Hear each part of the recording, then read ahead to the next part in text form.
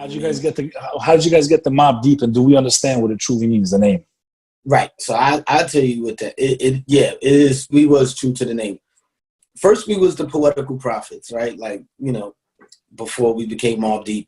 But then we realized that that name didn't really, you know, really describe it.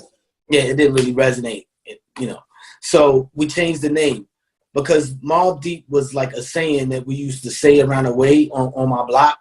Like, if we would see motherfuckers in huge crews, we'd be like, yo, them motherfuckers was Mobb Deep. You know what I mean? Or we'd be like, if we went out and it was like 30 or 40 of us to the movie theaters, we'd be like, yo, we was Mobb Deep. So when I was thinking about a new name, I said, you know what? Let's call ourselves Mobb Deep. You know what I mean? And P was with it.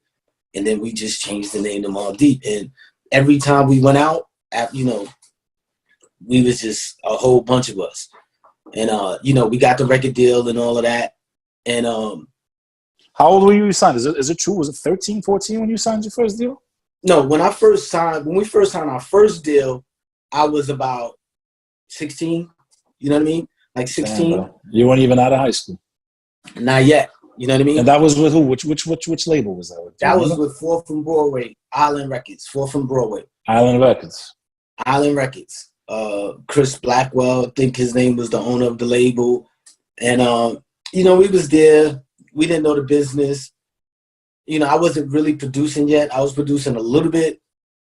And the record didn't do too good. It didn't do too good. You know what I mean? We had a couple first records. One. Yeah, the first album. It didn't and do too good. And they were titled under Mobb Deep, right? Not under Prophetic. It was under Mobb Deep. It was. Okay. We was under then Mobb changed Deep. the name. Yeah, we then changed the name, and we was Mobb Deep. We came out with the album. It didn't do so good. The fucking label kicked us off the label. Like, so let's stop here for a second because this is part of a comeback, right? This is an important detail right here. Mm-hmm. You got signed, which must have been a good feeling, right? Right. You go to work, you put the album out, it doesn't do too well, so much so to the point where this label kicks you out. Yeah. What's going through your mind, man? Were you guys scared? I mean, why do you think that album didn't hit the first one? I think the album didn't hit because we was new to the business. We didn't know the business. And we let other people handle our fate. You know what I mean? We let other people control our fate. And so that happened. You know what I mean? We didn't know too much. And we didn't really know the power we had in creating. So we let other people kind of create for us. And you still, at that age, you kind of still coming into your own anyway. You know what I mean? It's like, you know, some people are fucking geniuses and they first time, you know, they dope. More power to you, you know what I mean? But I believe that was the reason. We was young and, you know, we wasn't really fully developed in our art that we was doing. And we got kicked off the label. And that was a really bad feeling. You know what I mean? Morality-wise, like it demoralized you a little bit, right? Like you're like, shit. Yeah.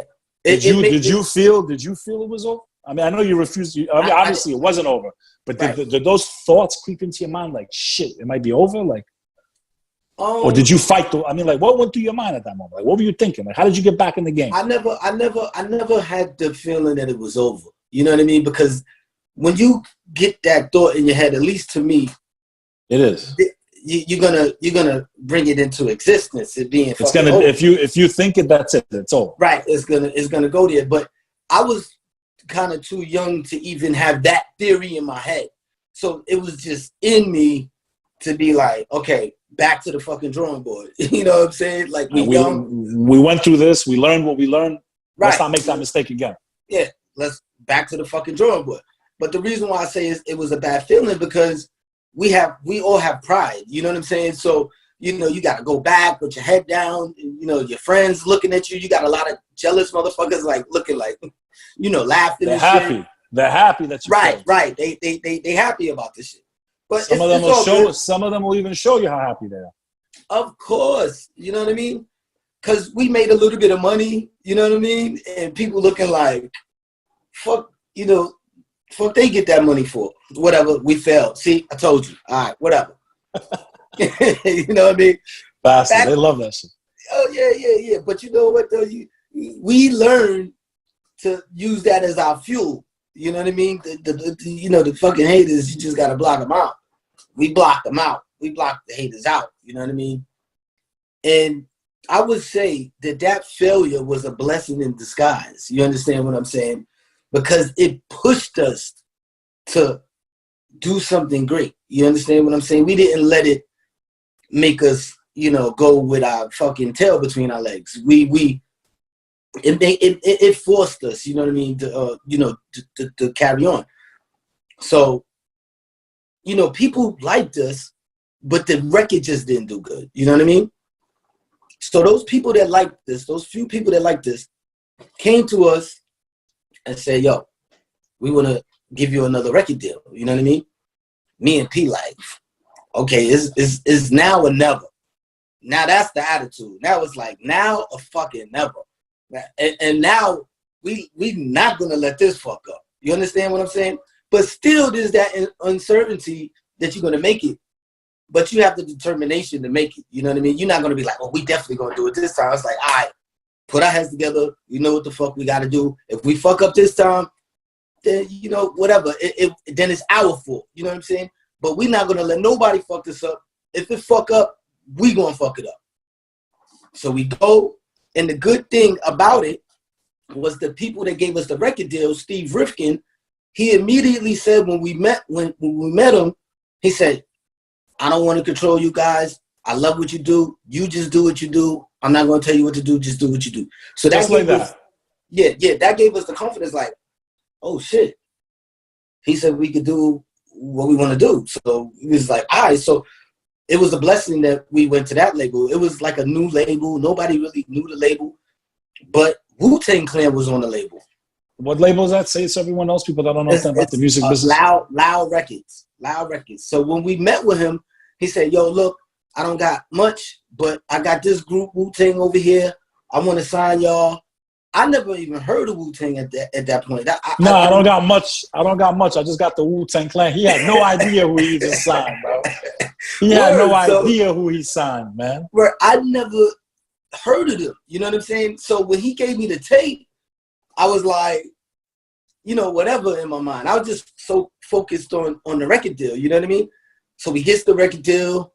We start working on the album. And I'm around my way chilling. And I just sit here, Protect Your Neck, playing, everybody's playing this shit. And I said, wait a minute, I got this fucking record. That's the fucking label we on. At METHOD, man, all of that shit. So that shit got us hyped. We like, oh shit, we on this label. So we definitely got a Cutting Edge. That was a new style that came out, man. Word. And then you got Nas already fucking making noise in the streets. So we had our work cut out for us. We was like, we really gotta not fuck up. You know what I mean? And we just made the album. We finished it. It was like, all right, here's the true test.